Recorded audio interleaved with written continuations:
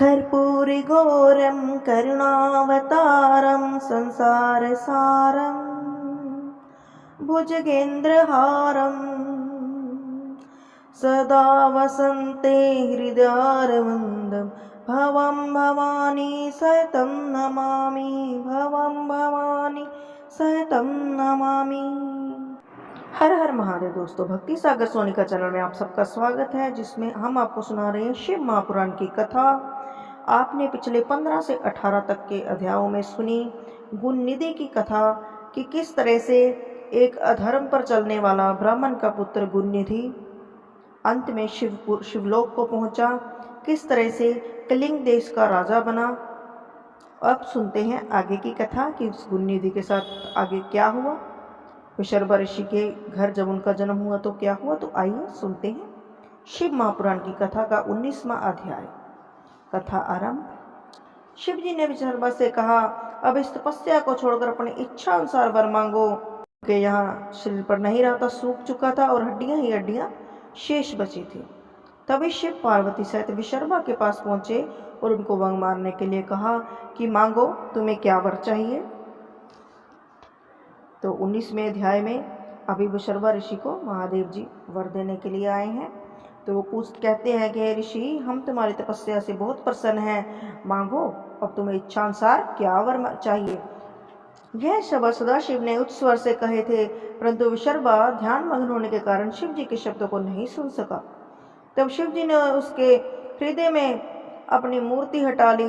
दिक्पति ने उस समय आश्चर्यचकित होकर जब अपने नेत्र खोले कि मैंने तो भगवान शिव का ध्यान लगा रखा है, मन में मूर्त बसा रखे, वो मूर्त कहाँ गई, यह सोचने के लिए जैसे उसने आंखें खोली तो शिव जी अपने पूर्व रूप से जैसा कहीं वह सुन चुका था सम्मुख खड़े हुए थे।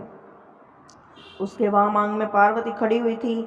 यह देखकर अत्यंत प्रसन्न हुआ, परंतु अत्यंत प्रकाशवान तेज को देखने की शक्ति न होने के कारण उसने अपने नेत्र बंद कर लिए। फिर इस प्रकार कहा कि नाथ, मुझे अब अपने चरण दिखा दीजिए तथा ऐसी शक्ति दीजिए जिससे मैं आपके दर्शन कर सकूं। प्रभु, मैं इसके अतिरिक्त और कुछ नहीं चाहता, क्योंकि संसार में इससे अधिक और कोई पदार्थ है ही नहीं। यह कहकर वह चुप हो गया। शिव जी उसके वचनों को सुनकर अत्यंत प्रसन्न हुए। उन्होंने दिक्पति को अपने स्वरूप का दर्शन प्राप्त करने को शक्ति प्रदान की तथा अपने हाथों से उसका हाथ पकड़ लिया। सब प्रथम उसने नेत्र खोलते ही शिवरानी को देखा और कहा कि हे देवी, आप कौन हैं? इनका बड़ा सौभाग्य है जो ये देवी के इतने निकट रहते हैं, महादेव के इतने निकट रहते हैं। इनके पुण्य प्रेम तथा माता पिता को धन्य है। इसने यह बात बारंबार कही थी तथा शिवरानी को प्रत्यक्ष कुदृष्टि से देखा। इससे उसकी आंखें तुरंत फूट गई, क्योंकि उसका ध्यान महादेव की ओर तो गया ही नहीं, मां जगदम्बा की ओर गया।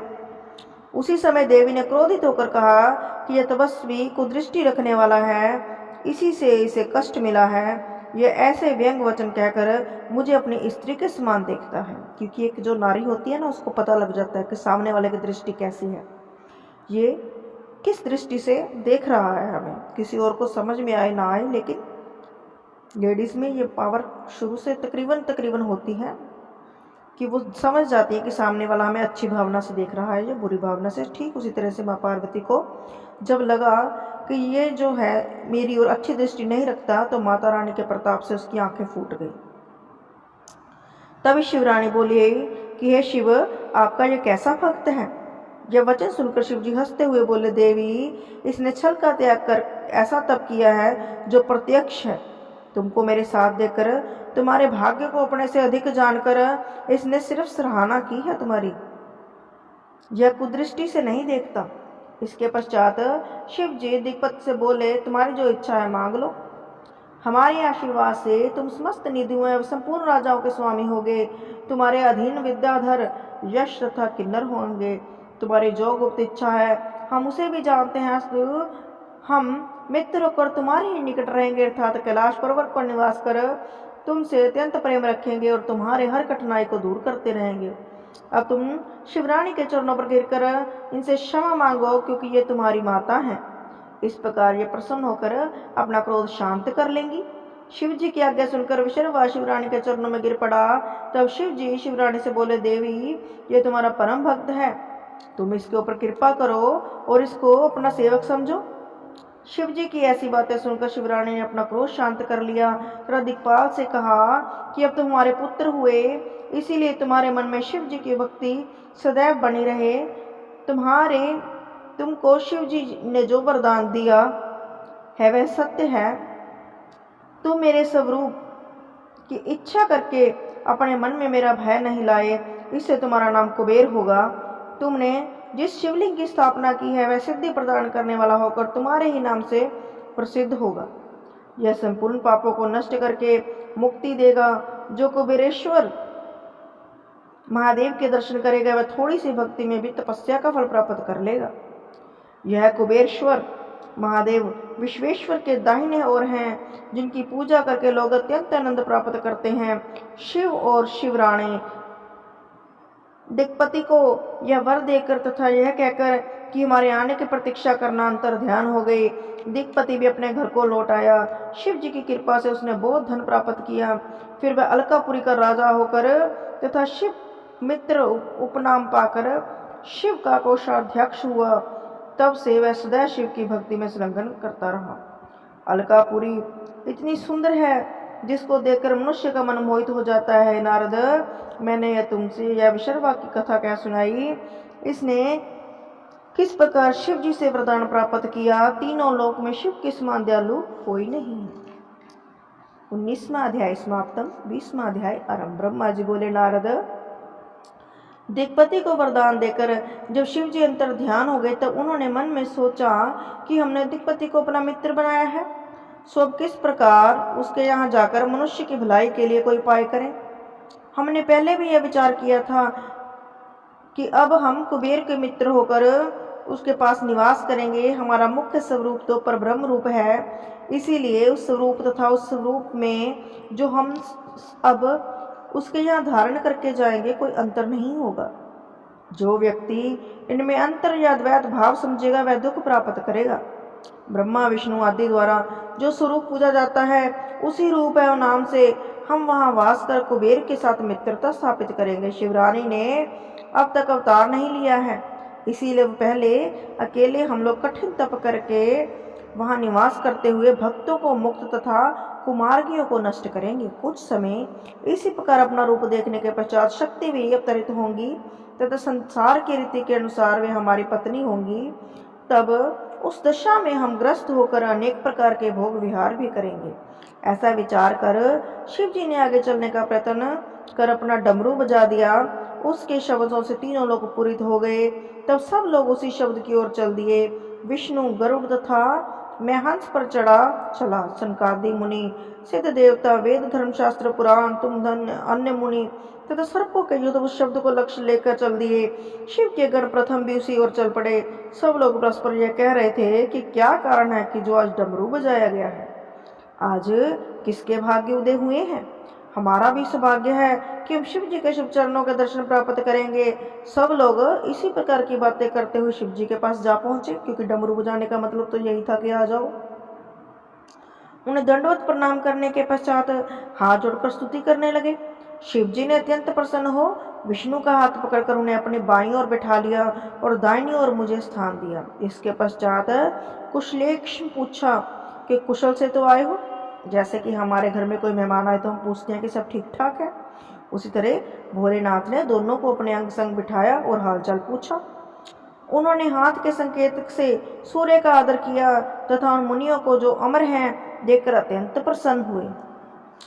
शिवगण शिव जी की इच्छा समझकर स्वयं ही अपने अपने स्थान पर बैठ गए। इसी प्रकार वहां बहुत से लोग एकत्रित हो गए तथा एक व्रत उत्सव का आयोजन हो गया। फिर शिव जी ने कुबेर का मनोरथ पूरा करने के लिए कैलाश जाने का उद्योग किया।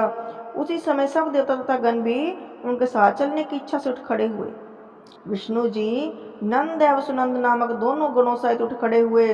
इसी प्रकार वेद तथा सनकादि भी उदित हुए। इंद्र 33 कोटि अमर देवताओं के साथ उठ खड़े हुए।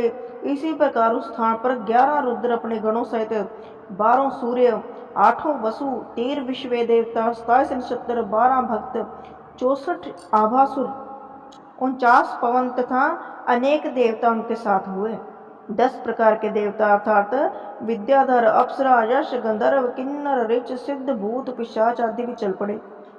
दिशापति अपने अपने गणों सहित वासुकी, तक्षक आदि सर्प तथा नागपति यश जी पर साथ हुए। जगजननी श्री गायत्री, गरुड़ पर्वत, सातों समुद्र, दोनों अयन अर्थात उत्तरायण और दक्षिणायन तथा संपूर्ण ऋतुएं, काल, यम, यश, समस्त सरिताएं तथा बड़े नद वनवासी ये सब एक साथ उठ खड़े हुए तथा शिव जी के साथ चलने की तैयारी करने लगे। हे नारद, समस्त रुद्रगणों को चलने के लिए देखकर शिव जी अत्यंत प्रसन्न हुए। उसी समय चारों ओर से जय जयकार का शब्द होने लगा। तदुपरांत शिव जी अपने स्वरूप का प्रणाम एवं नमस्कार कर बैल पर सवार हो गए। उनके दाहिने तथा बाएं और मैं तथा विष्णु हंस पर गरुड़ पर सवार होकर साथ साथ चले। इंद्र ऐरावत हाथी पर चढ़े थे। समस्त देवता मुनि अपने अपने वाहनों पर बैठकर चल दिए। सबके हृदय में शिव की मूर्ति स्थिर थी। प्रत्येक व्यक्ति अत्यंत हर्ष में भरकर अपने अपने वाहन पर चला जा रहा था। शिव जी बहुत धीरे धीरे चलते थे ताकि कोई पीछे ना छूट जाए, किसी को कष्ट ना हो जाए। जिस जिस देश में शिव जी जाते थे वहाँ उनकी भेंट दी जाती थी, जिससे वह सहज स्वीकार करते थे। इसी प्रकार चलते चलते शिव जी अलकापुरी के निकट आ पहुंचे। अब अलकापुरी के अधिपति शिव जी से विदा लेकर देवनार की सामग्री का प्रबंध करने के लिए आगे चल पड़े। उन्होंने अपने घर पहुंचकर विधि पूर्वक पूजन एवं देवनार की सामग्री एकत्रित की। इसके पश्चात वे अपनी समस्त सेना सहित शिव जी की शुभ आगवानी किए और आगे आकर शिव जी के पास चरणों पर गिर पड़े और प्रेम से मगन हो गए। फिर भेंट देखकर उन्होंने पूजन किया। वे प्रेमानंद में मगन होकर सब कुछ भूल गए। उन्होंने शिव को प्रणाम कर विष्णु तथा मेरा भी आदर किया। शिव जी ने उन्हें हृदय से लगा लिया और फिर उन्हें अपने साथ लेकर आगे बढ़े। आगे 21वां अध्याय आरंभ। हमने देखा कि भोलेनाथ कैलाश की ओर जा रहे हैं और सारे देवी देवता उनके अंग संग हैं। तो आगे देखते हैं कि क्या हुआ 21वें अध्याय में। ब्रह्मा जी बोले, नारद, इस प्रकार शिव जी समस्त देवताओं सहित अलकापुरी में पहुंचे और निधिनाथ की विनती मानकर वह वास करने लगे। अलकापुरी के अधिपति निधिनाथ ने शिव जी की पूजा करके मेरा भी आदर सत्कार बढ़ाया। यही बात हर व्यक्ति के लिए उचित है। जो कोई अपने घर आए सत्कार करे तथा वेद शास्त्र को जानकर अच्छे कर्मों में संसार से प्रसिद्धि प्राप्त करे। फिर शिव जी ने सिंहासन पर विराजमान हो तुरंत ही विश्वकर्मा को कैलाश पर्वत को अत्यंत सुंदर बनाने का आदेश दे दिया। उन्होंने आज्ञा दी प्रत्येक गण तथा सुर मुनि लोगों के लिए सुंदर सुंदर मंदिरों की स्थापना की जाए। कहाँ पर? कैलाश पर्वत पर। विश्वकर्मा शिव जी के यह आदेश सुनकर अत्यंत प्रसन्न हो कैलाश पर्वत पर मंदिरों को बनाने में प्रवृत्त हुए। उन्होंने एक बहुत सुंदर तथा विचित्र स्थल का निर्माण किया जो भिन्न भिन्न प्रकार की सामग्री तथा रत्नों से अलंकृत बहुमूल्य स्वर्ण पात्रों से सजा हुआ था। बीच में एक मुख्य स्थान शिव जी के लिए निर्मित किया गया। अंतपुर अलग बनाया गया। उसके पश्चात उसने शिव जी से आकर प्रार्थना की कि मंदिर बनकर तैयार हुआ है, अब और जो कुछ आज्ञा हो उसका पालन करो। सुनकर शिव जी अत्यंत प्रसन्न हुए। तब सबकी यह इच्छा हुई कि शिव जी कैलाश को चलें तो अत्यंत उत्तम हो। अंतर्यामी शिव जी अपने भक्तों के मन की इच्छा समझकर अपने चरण कमलों से कैलाश पर्वत को सुशोभित किया। इतनी कथा कहकर ब्रह्मा जी बोले, नारद, उसी समय मैं और विष्णु दोनों ब्राह्मणों के साथ लेकर शिव जी के पास पहुंचे। तब निधिपति ने हम सब की ओर से प्रार्थना की कि स्वामी, सबकी प्रबल आकांक्षा है कि आपका अभिषेक या पूजन किया जाए। हम आपको सिंहासन पर बिठाकर पूजा करें जिससे हमारा मनोरथ सफल हो। प्रभु शिव जी ने प्रसन्न होकर बात स्वीकार भी कर ली। तब सब लोग आनंद से तैयारी में लगे। मुनियों ने जोशियों से शुभ मुहूर्त जानकर प्रसन्न हो विष्णु से यह कहा कि शिव जी के अभिषेक का मुहूर्त निश्चित हो गया है, सब विलंब न कीजिए। तब मैंने तथा विष्णु ने शिव जी से कहा कि प्रभु, अब आप स्नान कर इस समय योग्य वस्त्र धारण कीजिए। शिव जी ने हमारी प्रार्थना स्वीकार की, स्नान कर वस्त्र धारण किए। यह देखकर सब उपस्थित जन प्रसन्न हुए। शिव जी के स्नान के लिए समस्त तीर्थों का जल लाया गया। उसी जल से उन्होंने स्नान किया। मैंने तथा विष्णु जी ने उन्हें शरीर के अपने हाथों से चित्र से मल कर धोया। मैंने वे धमनी ब्रह्म की। सब प्रथम विष्णु जी ने मंत्र पढ़कर शिव जी की पूजा की तथा लक्ष्मी सहित बड़ी भक्ति के साथ बार बार आरती उतारी। समस्त गंधर्व अपने प्रिय स्वर और मधुर वाणी में मनोहर गीत गाने लगे। मैंने भी समस्त देवताओं के साथ पूजा की। उसके पश्चात सनकादि, मरीचि, बर्हिषि, देवऋषि तथा अन्य मुनि आदि ने शिव जी की पूजा की। हम सब लोगों ने इस आनंद में बहुत द्रव्य लुटाया। उसी समय चारों ओर से धन्य है कि शब्द सुनाई देता है। सब लोगों ने अत्यंत आनंद के साथ वह उत्सव मनाया। तो आपने देखा ये उत्सव किस चीज का उत्सव है? भगवान भोलेनाथ कैलाश पर वास करने जा रहे थे और वहां पर एक भव्य रत्नों से जड़ित मंदिर तैयार हो गया था। उसी का गृह प्रवेश होने वाला था। 22वां अध्याय आरंभ। ब्रह्मा जी बोले, नारद, सबसे पहले विष्णु जी ने दोनों हाथ जोड़कर स्तुति करते हुए कहा, ईश्वर, आपकी स्तुति भेद भी नहीं कर सकते। मैंने आपकी स्तुति की है पर आपका आदि अंत नहीं जान पाया। फिर इसी प्रकार देवता, उपदेवता, गण आदि सभी अपनी अपनी बुद्धि के अनुसार अत्यंत विस्तार पूर्वक स्तुति करने लगे। सबने अपने अपने हिसाब से प्रार्थना की, हाथ जोड़े, खड़े होकर एक स्वर में प्रसन्नता प्रकट की। तब शिव जी सबकी विधि देखकर अत्यंत प्रसन्न हुए। शंकर जी यह देखकर अति प्रसन्न होकर बोले, तुम सब लोगों की भी इच्छा हो उसे प्रकट करो, मैं पूर्ति करूंगा। सब हाथ जोड़कर बोले, प्रभु, आपके वचनों से ही हम तृप्त हो गए, हमारे सब क्लेश दूर हो गए। इसके अतिरिक्त अब और कौन सी वस्तु है जिसको हम आपसे मांगे? आपसे क्या छिपा है? फिर भी हम सब की एक इच्छा है कि हम सब सदा आपकी भक्ति में लिप्त रहें तथा आपके चरणों की इच्छा किया करें। हमको कोई भय नहीं हो और आप हमारे सब अपराध क्षमा करें। जब दानव हमारा अपमान करें उस समय हमारे दुखों को दूर करें। सब लोग इतना कहकर चुप हो गए। तब शिव जी सबको अभयदान देकर स्वयं सगुण रूप से वहीं स्थित हुए। फिर सबको समझाकर वहां से विदा कर दिया। केवल मुझको तथा विष्णु को पास बुलाकर उन्होंने यह कहा कि तुम दोनों ही हमारे शरीर हो तथा संसार की उत्पत्ति कर तुम्हें पालन करते हो।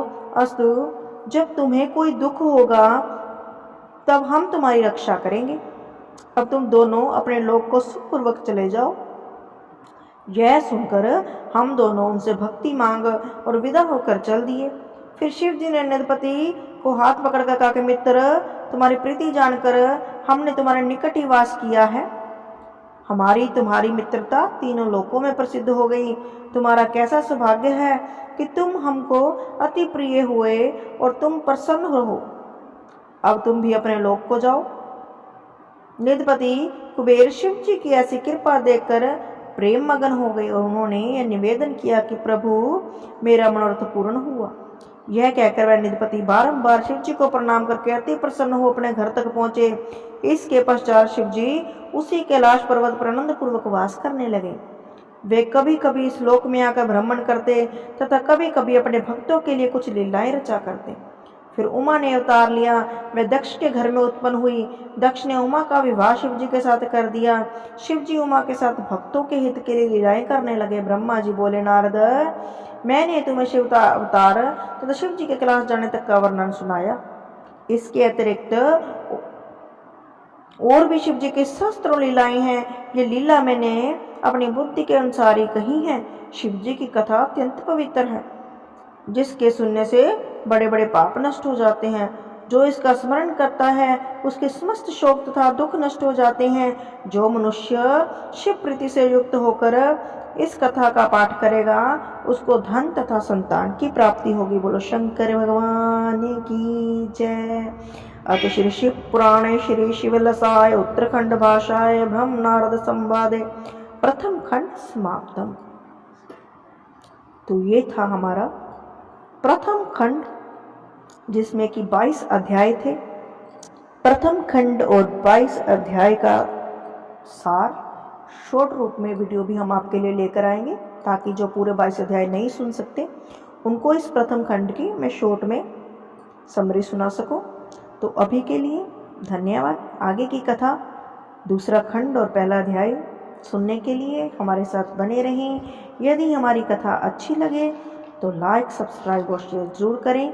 कमेंट बॉक्स में हर हर महादेव जरूर लिखें। आगे दूसरा खंड में हम आपको सुनाएंगे कि ब्रह्मा जी के सुनंदे पर मोहित होने की कथा, ब्रह्माचार 66 योगिनियों की उत्पत्ति, ब्रह्मा तथा दक्ष का वार्तालाप और भी बहुत सारी कथाएं हैं। धन्यवाद।